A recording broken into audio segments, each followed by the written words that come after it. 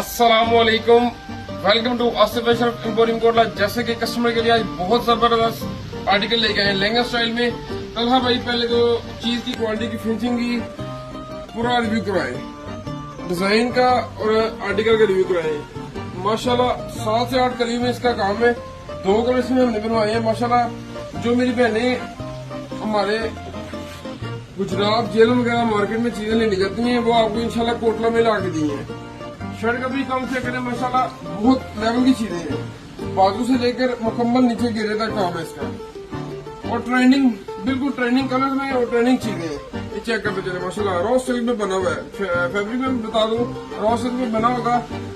2 piece का article होंगे, दुपट्टा भी इंशाल्लाह मिल जाएगा। बहुत लेवल की चीजें हैं, ठीक है।